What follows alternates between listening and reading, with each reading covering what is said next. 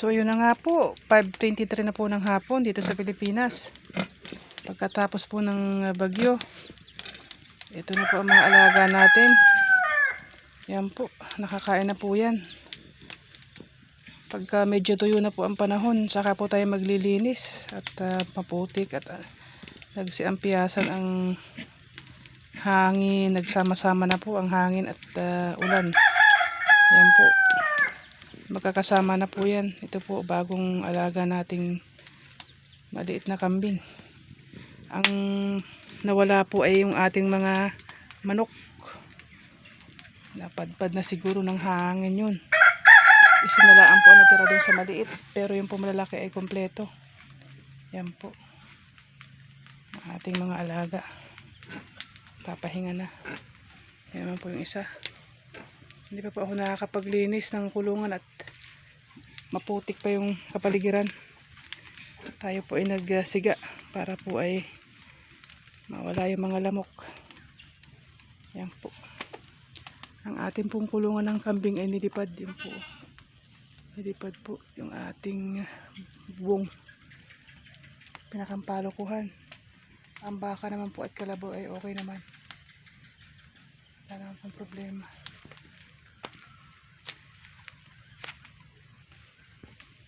At ang kambing po ay nakasurvive naman sila. Basang basa po ito, mga ito. Yung bagyo ay malakas lang po talaga ang resistensya.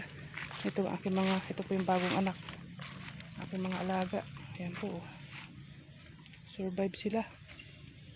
Mga basa, kawawa ang hayop pagka may ganitong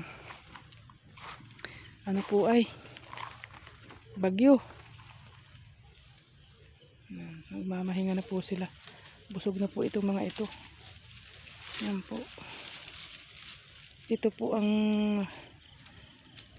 kapanahon ng malakas ang ulan ay basang basa itong mga ito. Malakas lang po ang resistensya. Talagang lumalaban. Ating pan. Anuhan po ang mga kayakas. Pinatumba rin pong mga saging. Yan po. Yan po ang update sa ating mga alaga. So far so good naman po at wala pong sisiwlaan po ang nawala sa atin. Sisiw lang.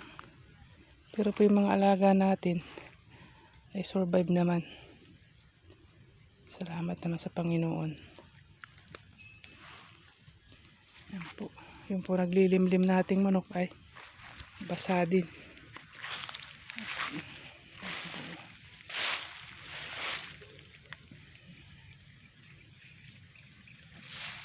Yung pato.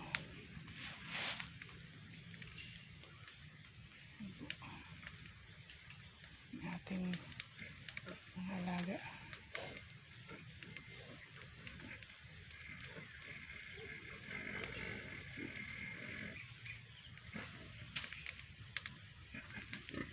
Nagibot hindi masyadong malakas ang hangin. Malakas po ang ulan. Yan po. Yung pong mga ating mga nyug ay maraming bunga. Yan. Bukas po ay tayo po ay magkukan po tayo dito. Concentrate na para alisin po yung mga kalat. At tatanim na po ng ating yung sowing binili natin na tordan. Basang-basa naman po ang tubig, ang lupa. Yan po. Pagkatapos po ng bagyo, ayan na sila. Survive. Yung sisiw ko lang po na isa na lang po tira dun sa sisiw ko. Kawawa naman. Yung pato po natin ay kwan. Hindi ko alam kung saan nasa ng mga itlog nito. Okay. Ang ilog po natin ay may tubig na. Kaya ayos na po pagligo ng mga hayop. Yan po ang kwan. Yung Madre de Agua po natin ay kumapay. Pero wala pong problema yan at kakainin po yan ng mga alaga natin. So yan na nga po sa araw na ito. Pagkatapos po ni Aghon, wala naman po masyadong naging problema. Kundi magre-repair lang po tayo ng kaunting bubong paloko. At saka ay magkukan po ng kalat. Mag-aayos ang ating pong mga alaga na may malalakas ang resistensya. At ito po yung basang-basa, talagang kawawa sila. Nagsiksika na nga po dito, sama-sama sila ng baboy. Kailangan maayos yung kulungan at yung sahig. Bungkal din yung sahig.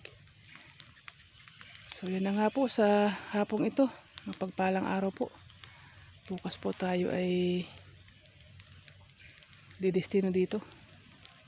At magkakanal na at mag-aasikaso ng pagtatanim.